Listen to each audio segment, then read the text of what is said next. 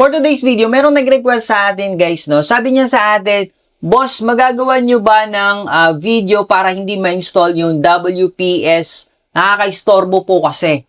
Meron kasing mga gumagamit nito samantalang meron namang Microsoft Office na naka-install na.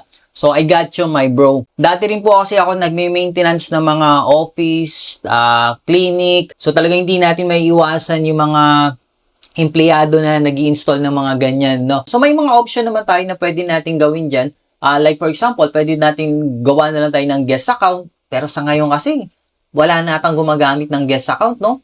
Pero na lang kung hindi talaga, depende pa rin yan sa office, sa company, no?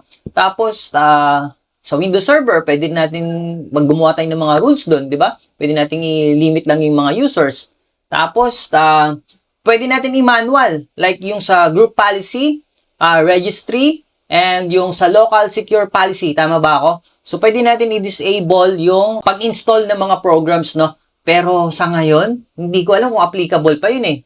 Kasi nag-try ako, hindi umepek eh. Subukan nyo na lamang, no? And another option, pwede po tayong gumamit ng mga third-party software, which is yun po yung isi-share ko sa inyo. Okay? Alam nyo na. So, wala po nakahula dun sa guess the parcel natin. Bago natin umpisahan, papakita ko muna sa inyo yung laman ng parcel natin. No? So, eto po yun. Alright. So, maganda yung pagka-package ni, ni Hightech PC. Doon natin ito na-score, guys. Ang ganda o balot na balot. Nakita nyo, napakakapal. Very protective talaga. So, eto na po, guys, yung guess the parcel natin. And another. Nakita nyo, naka-plastic na naman dito. Nakasil talaga. Yun, no? So, bumili ulit tayo ng Red Dragon Bat Edition. So, bakit nga ba ako bumili niyan? Kasi guys, nagustuhan din ng mga player natin, no? So, bali magpapalit ako sa aking PisoNet. So, hindi po ito guys sponsored. So, binibili ko rin po itong mga product na to. Alam naman natin, yung mga player natin kapag gumamit yan ng mouse, talagang ganito yung mga galawan nila, oh. Nakita ko sa inyo, no? Diba? Mga ganyan-ganyan yung mga galawan nila, oh. Yung tipong pak, lalo na pag bad trip yan. So, kaya kailangan nyo ng matitibay na mouse para sa inyong mga PisoNet. And saktong-sakto lang sa grip natin, guys, sa kamay natin.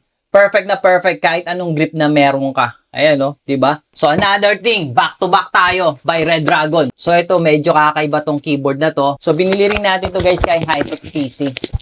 Grabe yung balot ng bubble wrap. Talagang protektado, no? So, ito yung kagandahan sa mga store na ganito. Ayun, no, grabe yung pagka-bubble wrap, guys, no?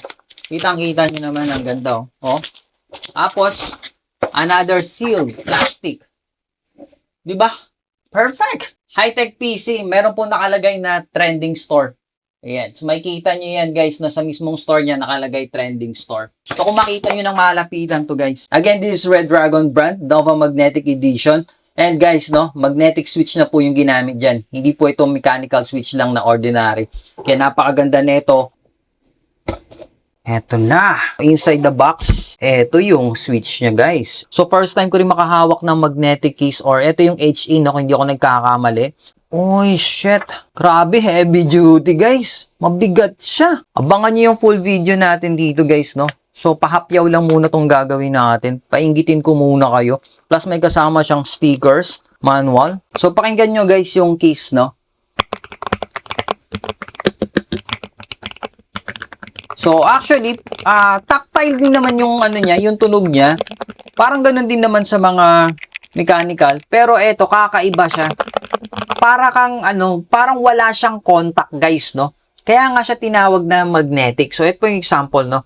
So, mapapansin nyo, ito yung switch natin, pero meron tayong contact pins dito, guys, no? Para mag-work siya, kailangan mag-contact tong mga pins na to pag nilagay natin. Tama ba? And then, dito, guys, may kita nyo, wala po siyang pins. Diba? So, plastic lang po yan. Diba? Ang galing, no? So, mas superior and competitive gaming daw to. Yung mga ganitong klaseng mga Hall effect sensor na tinatawag. Sensor na siya, kumbaga contactless. Ayos, grabe. So, abangan nyo guys ng iba pang full video natin about this keyboard, no? Ganda na ito, guys. Panalo. Hindi kayo magsisisi. Red Dragon lang naman yan. Alright, so let's continue mga master. So, ito nga pala yung ginagamit natin na third-party software para ma-block natin yung program. And yung pag-insert na rin ng mga flash drive, pati website, guys, no? Run lang natin to as administrator.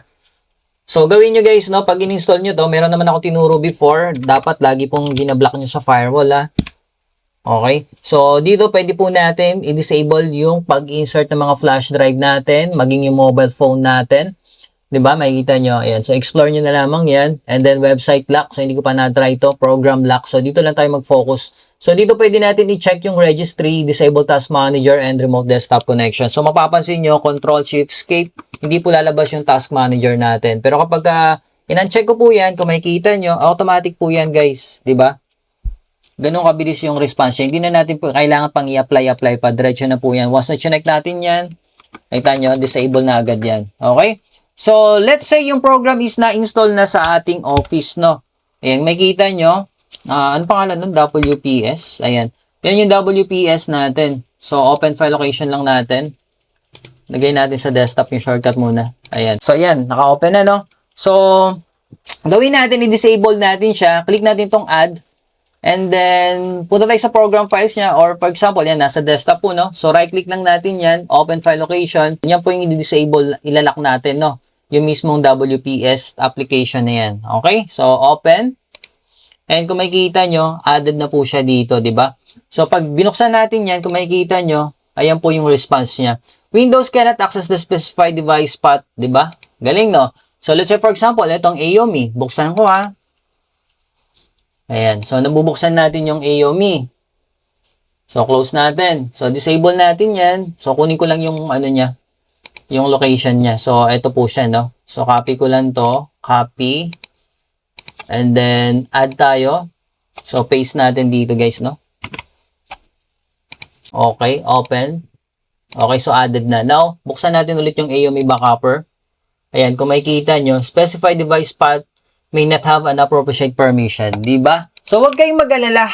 Kahit na makalikot yung empleyado natin, pag pumunta yan sa add remove program, makita ko sa inyo, tapos, eto siguro yung dahilan kaya hindi ako makapag-insert ng flash drive or nakalock yung yung program ko, yung WPSD ko na magamit, and hindi na rin ako makapanood ng porn.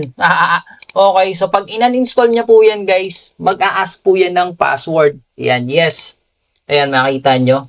So, hindi niya po basta-basta matatanggal yan. So, by the way, kapag in-install nyo po yan, mag-a-ask po yan ng password. Login lang tayo.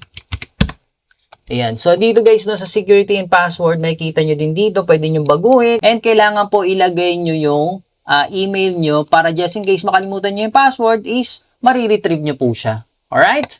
So, balik tayo. So, program lock. So, paano naman kung gusto kong mape-prevent na siya sa pag-install? So, ganito lang po yung gagawin natin dyan. So, tanggalin muna natin siya, no? Punta tayo sa add remove ulit. So, tanggalin natin yung WPS. Yes. Other reason. Okay, so uninstall natin, na. Okay, so wala na siya. Close lang natin. And kung makikita nyo, nandito siya sa download folder natin. Ayan, so pag dinouble click ko to, ayan, magra-run po siya. Okay? So close natin. So gawin natin, guys, no? Add natin yung program niya. Add. Tapos download. Okay, so click lang natin yung setup na yan and then okay. So kapag dinouble click natin yan, ayan, makita nyo. So hindi na po niya mai-install yan. Kahit na mag-download siya ulit ng mag-download yan kasi naka-ano na po yung pangalan na WPS. Naka-add na po dito sa ating restriction. Okay? So yun lang, guys. I hope na may natutunan kayo. So sa mga gusto nito, ilalagay ko na lamang sa Telegram and sa comment section natin. So, ganoon lang, guys, napakadali. Abangan nyo yung next video natin. Another application by Gilsoft. Pwede natin i-run yung games kahit na nakalock yung drive natin. So, maganda to sa mga PisoNet owners. 'Di ba? And marami pa tayong gagawin ng mga tutorial coming soon. Thank you, guys. And para sa link ng keyboard natin and mouse, guys, no, nasa comment section lang. Naku, kumuha na kayo dahil napakabilis maubos na itong mouse na to. Ayan. Yung keyboard, panalong panalo. Ganda. Abangan nyo, guys, yung full review natin dyan, ha. Thank you.